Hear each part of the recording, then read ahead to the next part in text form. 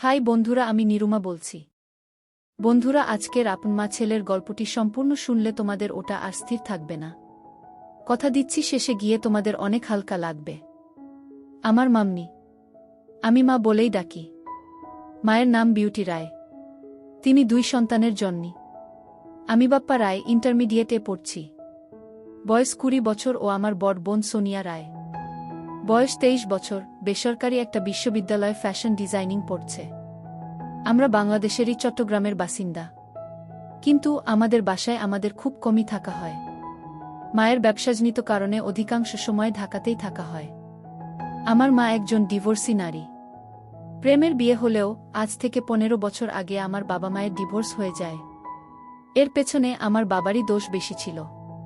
তিনি 1995 সাল থেকে দুবাই থাকেন। বাবা বিদেশ যাবার পর থেকে আমাদের খোঁজখবর নেয়া বন্ধ করে দেন। পরে আমরা জানতে পারি বাবা দুবাইতে শ্রীলঙ্কান একজন নারীকে বিয়ে করে নতুন সংসার গড়েছেন। বাবা মায়ের ডিভোর্স হবার পর মা আমাদের 2 ভাইবোনকে নিয়ে বেশ মানসিকভাবে ভেঙে পড়েন। প্রেম করে বিয়ে করার কারণে নানা বাড়ির দিক থেকেও মায়ের সম্পর্ক নষ্ট হয়ে যায়। এমন অবস্থায় সামাজিক ও আর্থিকভাবে নিজের একটা শক্ত অবস্থান গড়ে তোলা আমার মায়ের জন্য বিশাল চ্যালেঞ্জ হয়ে দাঁড়ায়। ঠিক এরকম অবস্থায় মায়ের পাশে এসে দাঁড়ায় আমার মায়ের আপন মামাতো ভাই। শুনেছি আমার মায়ের সেই কাজিন মামাতো ভাই ছোটবেলা থেকেই মাকে পছন্দ করতেন, কিন্তু হিন্দু সমাজে কাজিনদের মধ্যে বিবাহ নিয়ম বহির্ভূত হওয়ায় বিষয়টা আর আগায়নি। যাই হোক, মায়ের সেই মামাতো ভাই চট্টগ্রামেরই একজন প্রভাবশালী রাজনৈতিক ব্যক্তি। তিনি আমার মা বাবার ডিভোর্স এর পর ওই হেল্পলেস অবস্থায় আমার মাকে ব্যবসা দাঁড় করাতে সাহায্য করেছিলেন এবং আজও মায়ের উপর বটবৃক্ষ হয়ে ছায়া দিয়ে যাচ্ছেন। বলে রাখি, এখন মায়ের চট্টগ্রাম ও ঢাকা শহরে 3টি বিউটি পার্লার আছে, একটি বুটিক হাউস আছে আর পাশাপাশি একটা ট্যুরিজম এজেন্সি আছে। অন্য ব্যবসাগুলোতে মায়ের এতটা শ্রম দিতে হয় না, কিন্তু ট্যুরিজম এজেন্সির ব্যাপারে মাকে সবসময় অ্যাক্টিভ থাকতে হয়। আর মায়ের ট্যুরিজম এজেন্সির বিশেষত্ব হলো এখানে হাতে গোনা কয়েকজন দেশি এলিট ক্লায়েন্ট আছে, আর বাকি ক্লায়েন্টদের বেশিরভাগই বিদেশি ট্যুরিস্ট ক্লায়েন্ট হিসাবে আসে। আমার মা মিসেস বিউটি রায় 46 বছর বয়সী একজন মডার্ন নারী। পামাথা পর্যন্ত ফর্সা, 5 ফিট 6 ইঞ্চি লম্বা। আগেই বলেছি আমার মা যথেষ্ট মডার্ন নারী। চুলগুলো পিঠ পর্যন্ত কাটা এবং সোনালি রং করা। মায়ের ট্যুরিস্ট ক্লায়েন্ট হিসাবে যারা আসে তাদের অনেকেরই ঘুরতে এসে নারী সঙ্গী ডিমান্ড করে। সত্যি বলতে মা নিজেই সেই কাজটা করেন। অল্প পরিশ্রমে, ভালো অর্থ আর একেবারে টপ প্রাইভেসি মেইনটেইন করে আমার মা এখন আমার বাবার চেয়েও ধনী। বলা যায় মায়ের ডিভোর্স প্রাপ্ত হবার পর একটা জিদ চেপে গেছিল, যে করেই হোক আমার বাবার চেয়ে সে বেশি সম্পদ অর্জন করবে। আর তারই বাস্তবায়ন এই সমস্ত ব্যবসা। আমি আর আমার বোন সবই জানি, কিন্তু আমরা কখনোই মায়ের এসব কর্মকাণ্ডে কিছু বলতে পারিনি, কারণ আজ আমরা যে লাইফস্টাইল লিড করতেছি তা সবই সম্ভব হয়েছে আমার মা বিউটি রায় এর কারণে। আমি 18 বছর বয়সে একদিন মায়ের শাড়ি পরার সময় দেখতে পাই। সেই থেকে আমার কল্পনার রানী আমার মা বিউটি রায়। মা যখন হাঁটে তখন ঢেউ খেলানো রূপ ধারণ করে থাকে। আর মায়ের আরেকটা ভালো অভ্যাস হলো উনি সবসময় পরিষ্কার পরিচ্ছন্ন থাকেন। এই ব্যবসাতে মায়ের পদার্পণ প্রায় 10 বছর হচ্ছে। আমি গত 6-7 বছর হলো জানতে পারলেও আমার দিদি আগাগোড়া সবই জানত। যখন আমার মা 3-4 দিনের জন্য বাড়ির বাইরে ট্যুরে যেত ট্যুরিস্টদের গাইড হিসেবে, তখন আমার দিদিকে সব জানিয়েই যেত, যেন কোনো সমস্যা না হয় আর নিজেদের মধ্যে ভুল বোঝাবুঝিও না হয়। যাই হোক, এভাবেই চলছিল সবকিছু। গত 2020 সালে একদিন বিকালে আমার এক ক্লোজ ফ্রেন্ড আকাশ আমাকে জরুরিভাবে ঢাকার একটা নামকরা রেস্টুরেন্টে ডেকে পাঠালো। আমিও কারণ জিজ্ঞেস করাতে বলল, এলেই বুঝতে পারবি। আমিও ওর কথা মতো ওর দেয়া ঠিকানাতে পৌঁছে গেলাম। তারপর সে আমাকে একটা কর্পোরেট পার্টির অনুষ্ঠানে নিয়ে গেল।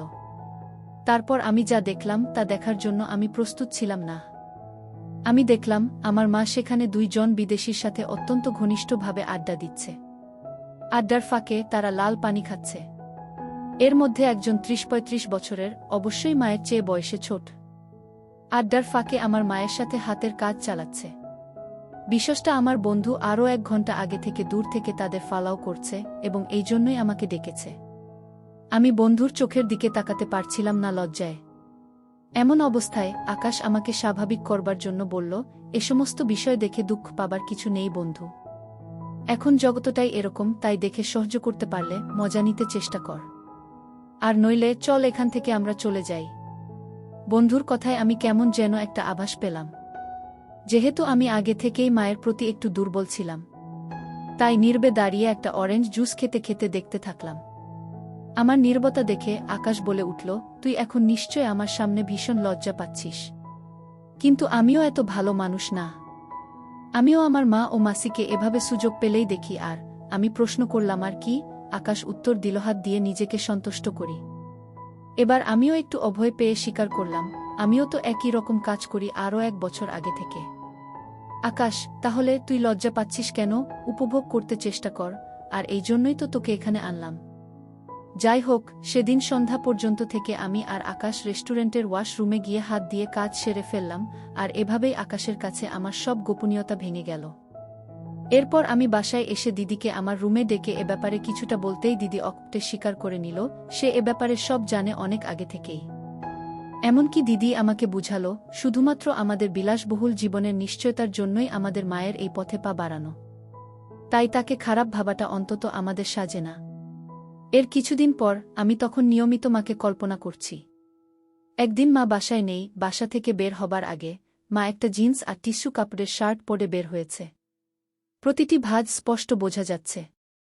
দেখে আমি আর নিজেকে নিয়ন্ত্রণ করতে না পেরে আমার রুমে হাতের কাজ করছি, এমন অবস্থায় হঠাৎ দিদি আমার রুমে এসে হাজির। আমি একটু খতমত খেয়ে গেলাম। দিদি কিছু না বলে নীরবে আবার চলে গেল। খানিকটা সময় পর আমি দিদির মনোভাব বুঝতে দিদির রুমে গিয়ে গল্প করার চেষ্টা করতে থাকলাম। কিন্তু দিদি বেশি কিছু না রেসপন্স করে একদম সরাসরি জিজ্ঞেস করে বসল, আমি যে কাজটা করছিলাম সেটার পেছনের কারণটা কি আমাদের মা? আমি কি উত্তর দেব ভেবে না পেয়ে বললাম, আমি না নিজেকে কন্ট্রোল করতে পারিনি রে দিদি। আমাকে এবারের মতো ক্ষমা করে দে, আর মায়ের কাছে প্লিজ কিছু বলিস না। দিদি প্রত্যুত্তরে বলল, এই বয়সে এরকম হয়, কিন্তু এভাবে নিজের মায়ের প্রতি দিন দিন অসুস্থ আসক্তি না বাড়িয়ে অন্য কিছুতে নিজেকে ব্যস্ত রাখ। আমার তো দুনিয়াটাই তোর আর মাকে ঘিরে। আমি বুঝি এটা ঠিক না, তবুও না করে পারি না। দিদি এবার সরাসরি বলে ফেলল, দেখ, আমাদের জন্যই আমাদের মা আজ এসব কাজ করছে, আর সেই আমরাই যদি তাকে অন্যদের মতো পণ্য মনে করে থাকি, তাহলেই দুনিয়ায় আমাদের মায়ের মতো দুর্ভাগ্য ও দুঃখ আর কারো নেই। আমি বললাম, আমার যে ইদানিং নারী স্বাদ পেতে খুবই ইচ্ছা করে, তাহলে আমি কি করব বল? দিদি অনেকটা কষ্ট ও হতাশা নিয়ে বলল, এতই যদি তোর মায়ের অবয়ব নিয়ে ব্যাকুলতা থাকে, তাহলে আমিও তো মায়ের শরীরেরই তৈরি। তুই আমার সাথে তোর শখ মিটিয়ে নিস, তবুও মায়ের দিকে এই নজরে আর তাকাবি না। কথাটা বলা মাত্রই দিদির চোখ দিয়ে অশ্রু নামতে শুরু করল। আমি বললাম, তুই মায়ের হয়ে আমার শখ মেটাবি? দিদি নির্বিকার চিত্তে চেয়ে মৌনতা পালন করে সম্মতি দিল। আমি দিদিকে বললাম, তাহলে প্লিজ আমাকে সাহায্য কর, আমি তোর সব কথা রাখব। দিদি বলল, ঠিক আছে, কিন্তু ভুলেও যেন মা কোনোদিন টের না পায়। 6 মাস ধরে দিদির সাথে কাজ করে গেলাম, কিন্তু সত্যি বলতে আমার তখনও মায়ের প্রতি লালসা কাটেনি, যেন আরও দিন দিন বেড়েই চলেছে। কিন্তু আমি দিদিকে কিছু বুঝতে দেই না। মাঝে মাঝে আকাশের বাসায় গিয়ে দুজন ধোঁয়া সেবন করে আমার মাকে কল্পনা করে দুজন একসাথে স্বাদ মেটাতাম। যাই হোক, একদিন সন্ধ্যারাতে মায়ের পার্টি আছে বলে মা বলে গেলেন আজ রাতে মা ফিরবেন না, ভোরে বাসায় ফিরবেন। আমি আর দিদি সেই রাতের সদ্ব্যবহার করতে শুরু করলাম, কিন্তু বিধির কি লীলা খেলা! আচমকাই রাত 10টা নাগাদ বাড়ি ফিরে কলিংবেল না দিয়েই আরেকটা চাবি দিয়ে দরজা খুলে দেখেন আমি আর দিদি একেবারে একসেট অবস্থায় ড্রয়িং রুমে টিভি দেখছি। এই অবস্থা দেখে মায়ের যেন আকাশ ভেঙে পড়ল। তিনি কোনো কথা না বলে দ্রুত পায়ে তার রুমে চলে গেল, আর রুমের দরজা সারারাতেও খুললেন না। আমি আর দিদি রাতভর মায়ের দরজাতে বারবার কড়া নাড়তে নাড়তে ভোরবেলা মা দরজা খুলেন এবং শুধু দিদিকে ভেতরে ডাকলেন। সম্ভবত কিছু প্রশ্ন করলেন দিদিকে। এরপর দিদি কাঁদো কাঁদো নয়নে রুম থেকে বেরিয়ে আসতেই মা আমাকে ডাকলেন। আমি ভীষণ নার্ভাস হয়ে পড়েছিলাম, কিন্তু মায়ের দৈহিক গঠন উপেক্ষা করা আমার জন্য অসম্ভব প্রায়। মা আর আমার কথোপকথন ঠিক এরকম ছিল, মা, বাপ্পা, তুই ভাই হয়ে বোনের সাথে এ ধরনের কাজ কিভাবে করতে পারলি? মা, আমাকে ক্ষমা করে দাও, আমি ভুল করেছি। মা, ভুল করেছ নাকি কর নাই সেটা পরের কথা, কিন্তু আমার প্রশ্নটা হলো, পৃথিবীতে কি আর কোনো নারী ছিল না? মা, আসলে আমি এরকম কিছুই করতে চাইনি, কিন্তু আমার একজনকে ভালো লাগতো, আর তার সাথে দিদির অনেক মিল। তো আমার পছন্দের মানুষের সাথে এটা কখনো সম্ভব হতো না বিধায় আমি দিদির মাঝে তাকে খুঁজে নিতে চেষ্টা করেছিলাম। আর এটাই আমার ভুল ছিল। মা, কে সেই ব্যক্তি যার জন্য তোমার দিদির মাঝে তাকে খুঁজে নিতে হলো? চুপ করে থেকো না, আমি উত্তর চাই। নইলে আমি এই বাড়ি ছেড়ে আজীবনের জন্য চলে যাব। আমি বলতে পারবো না তোমাকে মা। মা, একবারও ভেবে দেখোনি তোমার দিদিকে নিয়ে আমার কত স্বপ্ন, ওর একটা ভবিষ্যৎ আছে। ওর বাকিটা জীবন পড়ে আছে, ওকে নিয়ে আমি কত স্বপ্ন দেখেছিলাম, একটা ভালো পরিবারে বিয়ে দেব, ওর জীবনটা গুছিয়ে দেব। তোমাদের এসব কর্মকাণ্ড বাইরের মানুষ জানতে পারলে বিষ খেয়ে মরা ছাড়া আমার আর কোনো উপায় থাকবে না। মা, আমি উত্তর চাই বাপ্পা, আমাকে উত্তর দাও। মা, আমাকে ক্ষমা করো, আমি আসলে তোমাকে ওর মাঝে খুঁজে নিতে চেয়েছিলাম। মা, মানে তোমার রূপসাজসজ্জা আমাকে বিমোহিত করে ফেলেছিল, যার প্রভাব দিদি টের পেয়ে নিজেকে আমার কাছে স্পে দিয়েছে, তবুও যেন আমি এই পথে আর পা না বাড়াই। দিদির কোনো দোষ নেই মা, দোষ সব আমার। মা, কি তুমি আমার ছেলে বাপ্পা? তুমি কি বলছো বুঝতেছ? তুমি আমাকে আর 5টা মেয়ের সাথে ঘুলিয়ে ফেলেছ। আমি না তোমার জন্মদাত্রী মা? আমাকেও তুমি এই দৃষ্টিতে দেখো। আমার ভুল হয়ে গেছে মা। মা, এবার ভগবানের দয়ায় নিজের বোনের ভবিষ্যতের কথা ভেবে এগুলো বন্ধ করো, নইলে ওকে বিয়ে দেয়া মুশকিল হয়ে যাবে। তাহলে আমি এই অভ্যাস ত্যাগ করব কি করে মা? তুমিই বলে দাও মা, কতদিন ধরে এইসব কাজ করে চলেছ তোমরা? প্রায় 7-8 মাস। মা, তুমি যে ওকে প্রেক করে দাওনি এটাই কপাল। না মা, আমরা কোনোদিন কাউকে বুঝতে দিতাম না। মা, আমার দিব্যি কেটে বলো তো বাপ্পা, তুমি কি আমাকে আর আমার মেয়েকে তোমার ওই কুদৃষ্টি থেকে মুক্তি দিতে পারবে? আমি একেবারেই নিশ্চুপ। মা, জীবনে আর কি কি পরীক্ষা দিতে হবে আমাকে কে জানে। আমি যদি আমার মেয়েকে ভিক্ষা চাই তোমার কাছে, তুমি কি এটুকু দয়া করতে পারবে আমাদের? কিন্তু মা, আমি যে ওগুলো ছাড়া একটা দিনও থাকতে পারি না। এতটাই অভ্যস্ত হয়ে গেছি, গ্রস্ত হয়ে যাবার চেয়ে কোনো অংশে কম না।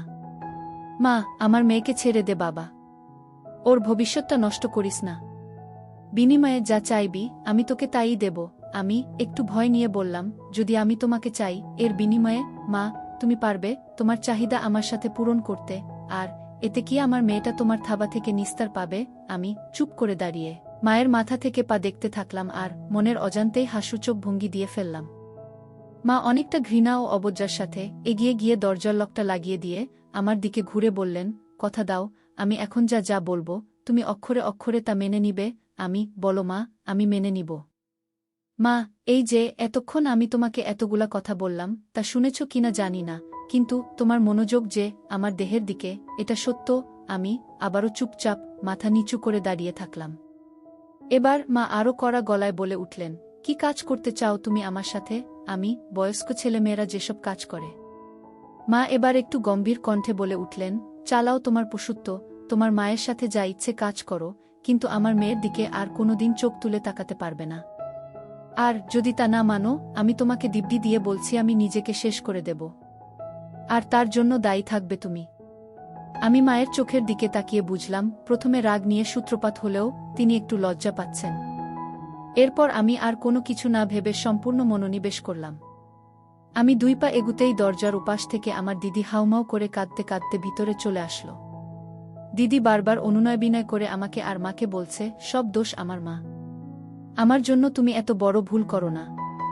তারপর দিদি আমাকে ধরে কাঁদতে কাঁদতে বলতে থাকলো, ভাই প্লিজ, তোর যা ইচ্ছে আমাকে দিতে মিটা, তবুও মায়ের সাথে এমন কাজ কিছু করিস না। এদিকে আমি দিদিকে বললাম, না দিদি, আমি মাকে কথা দিয়েছি, আমি তোর দিকে আর চোখ তুলেও তাকাবো না। মনে মনে আমি ভাবছি, আজকের এই সুযোগ আমার কোনোভাবেই হাতছাড়া করা যাবে না। দিদি তখনও ঘটনাস্থলে দাঁড়িয়ে হাউমাউ করে কেঁদে চলেছে। এক পর্যায়ে মা নিজেই দিদিকে উদ্দেশ্য করে বলে উঠলেন, এত ভোরবেলা আশেপাশের এলাকার মানুষ জড়ো করবি নাকি? নিজের অপরাধের জন্য যদি এতই অনুতপ্ত বোধ হয়, তাহলে তুই তোর রুমে গিয়ে যা খুশি কর। সাথে সাথে আমার মাথায় একটা দুষ্টু বুদ্ধি খেলে গেল। যেহেতু দিদি আর আমার মাঝে গোপন কিছুই নেই, আর আমাদের মায়েরও দিদির সামনে কোনো রকম ইতস্তত বোধ দেখছি না, তাহলে দিদিকে আমাদের কর্মকাণ্ডের সাক্ষী বানিয়ে নেই। তাই আমি মাকে বললাম, মা ভুলেও এখন দিদিকে একা ঘরে পাঠিও না, হঠাৎ যদি আত্মঘাতী কোনো ঘটনা ঘটিয়ে ফেলে। এটা শুনে সাথে সাথে দিদিকে উদ্দেশ্য করে মায়ের আদেশ, না খুকি, তুই কোথাও যেতে পারবি না। তুই এখন যা যা ঘটবে তা পুরোটা বসে দেখবি। নিজের ভাইয়ের সাথে পাপাচার করতে পেরেছ, আর তার প্রায়শ্চিত্ত করতে পারবে না, তা তো হবে না। এই কথা শুনে দিদি হতভাগা মায়ের রুমের সোফাতে চুপচাপ বসে সবকিছু অবলোকন করতে থাকল।